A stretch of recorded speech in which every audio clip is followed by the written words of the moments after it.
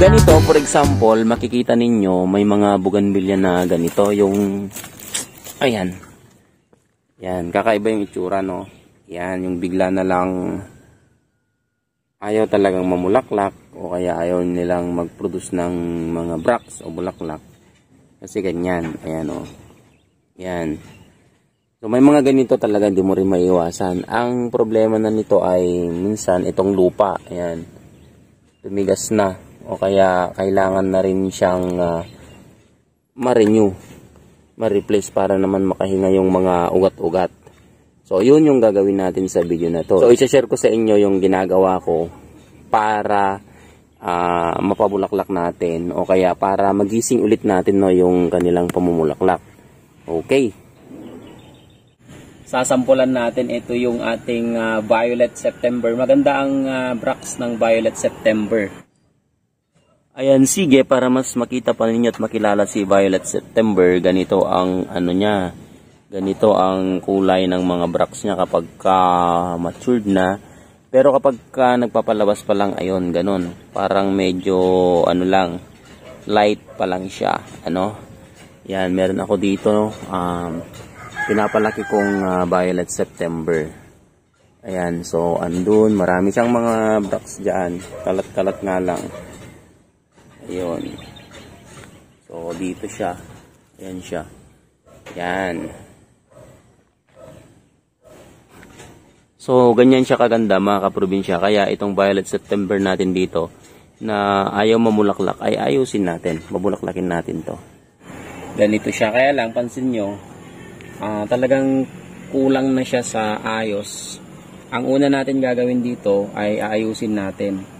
So kung papapansin nyo, may mga sanga na siyang hindi kaaya-aya, magbabawas tayo. So bawasan natin itong mga sanga muna. Ayan.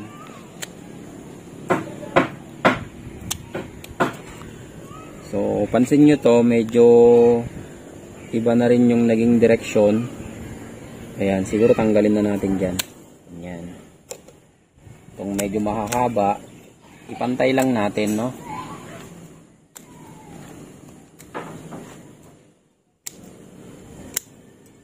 Ayan, ingat lang tayo kasi matinik siya.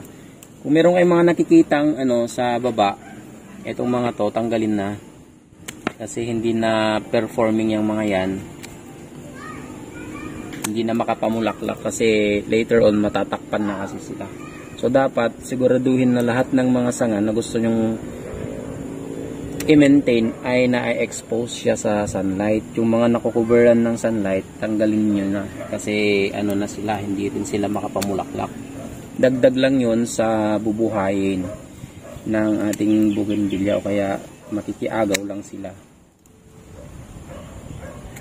So heto, ayan, mukhang ano siya, no, mukhang mamamatay na yung itsura kasi nga kulang na kulang sa alaga. Isa pang ano dito, isa pang factor kaya ganito na to, yung lupa niya medyo tumigas na. Okay, so ayusin muna natin yung lupa.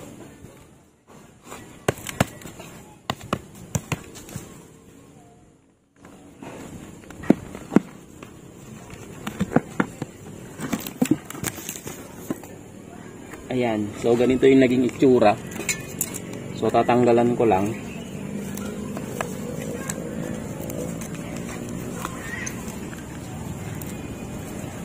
Yan, para naman at least makahinga ng konti yung mga ugat. Kahit ibalik rin to, okay lang. Basta ang importante ay maayos natin o kaya mapaluwag natin, no, yung sa ugat. So ito yung way para i-cultivate sila, itong lupa nila, para mas mas maging productive din sila at mas marami yung mga lalabas nilang bracts. So ayan, ang gagawin natin ay ibabalik din natin to ulit. Ayan, kasi lalong lalo na kapag nasa kayo, city, walang lupa, so pwede nyong ibalik.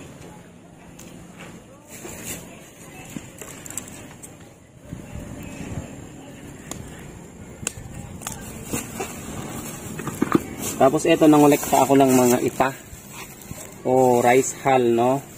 Yan. Ang mga rice hull na ready to use ay tignan nyo mabuti. Yan. Ito yung quality ng rice hull na pwede nang gamitin. Lalong lalo na kapag hindi naman carbonized. So itong mga medyo nangingitin na o kaya medyo pabulok na. Huwag nyong kunin yung mga ano pa, yung mga bagong ano pa lang. Bagong kiskis.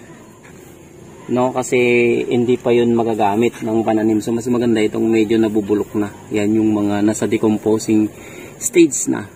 Okay? So dagdagan lang natin. Ayan. Maganda rin na haluin. So ganyan siya. So balik na natin ano. Yan. Yan. So, pwede na natin siyang dagdagan ng ganito.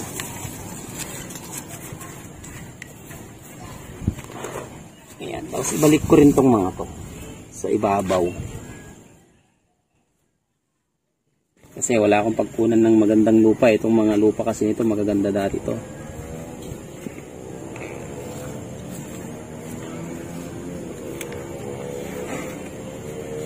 So, ayan na. Tapos, pwede nyo na siyang diligan.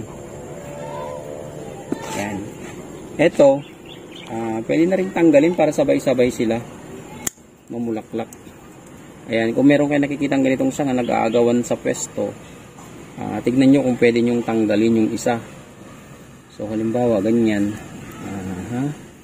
Tatanggalin natin yung mas pangit. Ayan. Kasi pangit din pagka masyadong maraming sanga. Mas maganda pa rin kapag maintain lang. So, heto. Anyway, patapos naman, no? Kaya, tanggalin na natin. Para sabay-sabay. Ayan.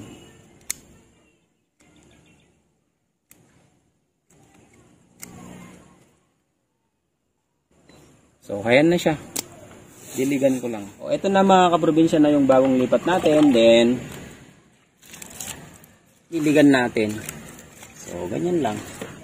Okay na yan. So, ganito lang muna. Then, abangan ninyo. I-update ko kayo after siguro ng mga 2 to 3 weeks. Malaki na yung pagbabago nito. Okay?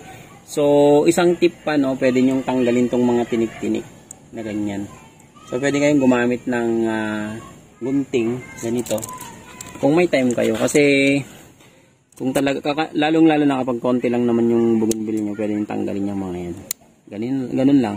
So, para at least maging walang tinik. Para hindi kayo nasusugatan. Yan. Okay. So, ganito lang muna. So, thank you for watching. And marami pa tayong gagawin na ganito. So, lahat ng nakikita nyo dyan, yung mga medyo patapos ng pamumulaklak at saka hindi siya gaanong magandang tignan. So, ayusin natin lahat ng ganito. Para pagdating ng April, ay full bloom na rin sila. Okay.